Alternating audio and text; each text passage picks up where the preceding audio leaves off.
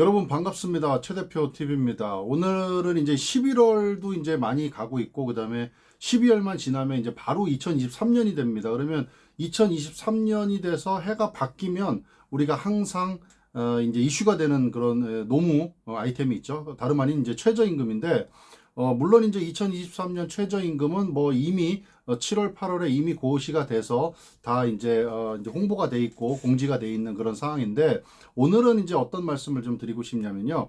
2023년에 이제 최저임금이 이제 변경이 되면서 우리가 좀 주목해야 될 부분, 꼭 아시면 좋을 것 같은 그런 부분들을 좀 5가지만 좀 정리해서 말씀을 드리겠습니다. 최저임금 이것만은 꼭 좀 아셨으면 좋겠다라는 5가지라고 말씀을 드릴 수 있겠습니다. 자, 여러분 다 아시다시피 2023년 최저임금은 시급으로 했을 때 9,620원으로 이미 결정이 됐죠. 그리고 월 환산으로 하면 이제 200만 원이 넘어갑니다.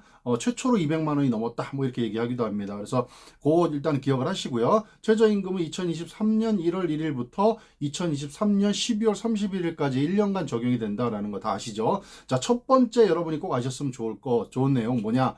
최저임금이 적용되는 사업장과 근로자는 어떻게 되냐? 어떤 사업장과 어떤 근로자한테 최저임금이 적용이 되냐? 이건데요. 자, 이거 기억하세요. 근로자가 단 한 명이라도 있으면 최저임금 적용이 된다. 가끔 5인 미만의 사업장에 우리는 최저임금이 적용이 안 된다. 뭐 이거는 우리가 근로자는 합의해서 그냥 하면 된다, 이렇게 아시는 분들이 가끔 있으신데 그렇지 않습니다. 근로자가 단 한 명이라도 있으면 최저임금 반드시 적용을 해야 된다라는 거고요.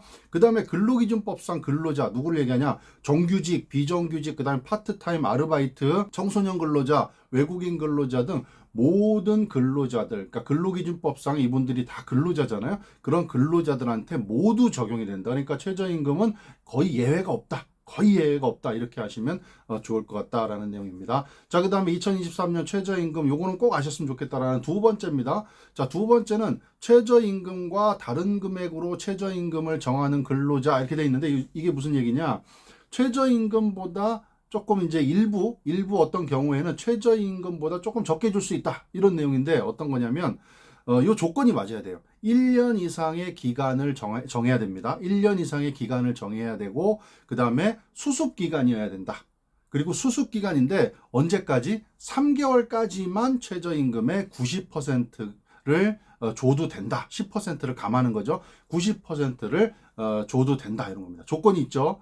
1년 이상의 근로를 해야 되는 거죠. 그러니까 뭐 3개월, 6개월 이렇게 단기로 계약하는 그런 근로자들은 해당이 안 되는 겁니다. 1년 이상의 근로기간을 정해야 되고, 그 다음에 수습기간, 그것도 수습기간이 뭐 6개월이라고 해서 다 적용해 주는 게 아니고 딱 3개월까지만 적용을 해준다, 이렇게 하시면 됩니다. 그리고 여기서도 또 제외되는 게 있어요. 뭐냐면은 단순 노무직이라는 게 우리 표준 분류표상에 직업 표준 분류표에 나와 있거든요. 단순 노무직에 해당이 되면 또 90% 감해서 줄 수가 없습니다. 그냥 다 100%로 다 주셔야 된다, 이렇게 하시면 될 것 같습니다.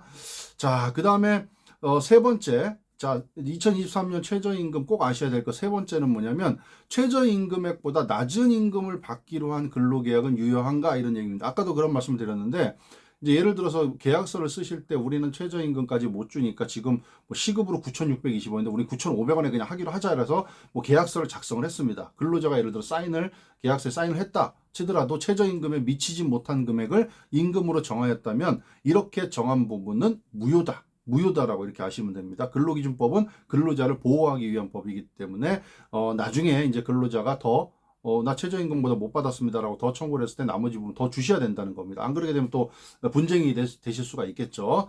자, 그 다음에 네 번째는 어떤 거냐?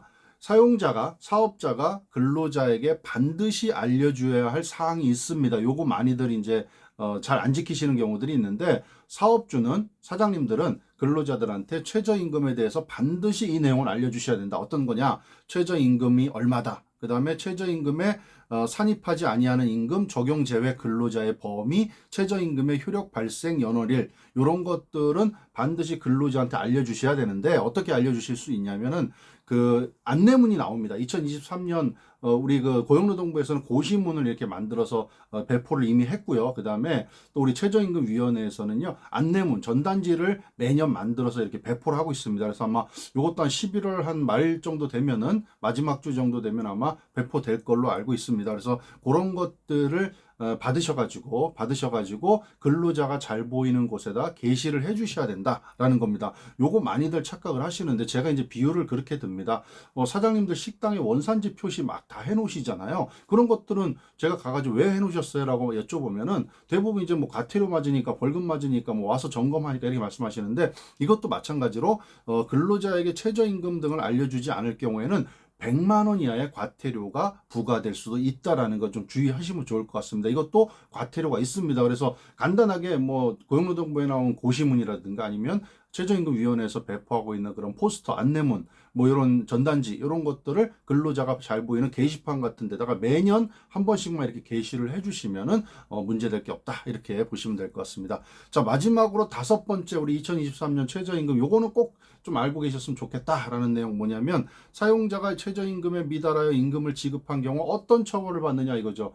그 사업주 입장에서 이제 최저임금을 지키지 않았거나 뭐 어떤 뭐 다른 위반을 했을 때 어떤 처벌을 받을 수 있냐 이거죠. 요거는 3년 이하의 징역 또는 2천만 원 이하의 벌금에 처해지거나 이 두 가지 벌칙을 동시에 중복해서 같이 받을 수도 있다라는 겁니다. 그래서 이 뭐 여러 가지 과태료 중에 이 돈하고 관계되어 있는 임금하고 관계되어 있는 부분은 과태료가 이렇게 뭐 3년 이하의 징역 또는 뭐 과태료 벌금 2천만 원, 여기는 벌금이죠.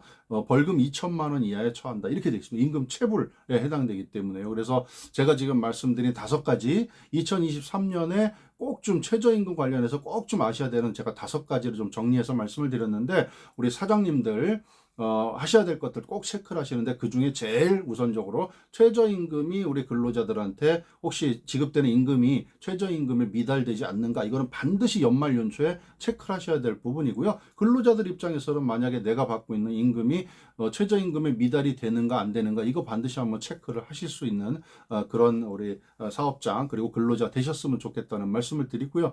최저임금과 더불어서 뭐 주휴수당이라든가 뭐 근로계약서 그다음에 작년에 나온 임금명세 이런 것들 이제 2023년이 다가오니까 연말 연시에 반드시 한 번은 꼭 체크하고 넘어가셔야 되는 그런 사항이라고 생각이 들어서 정리해서 말씀을 드렸습니다. 최대표 TV 구독 좋아요 좀 부탁드리겠습니다. 감사합니다.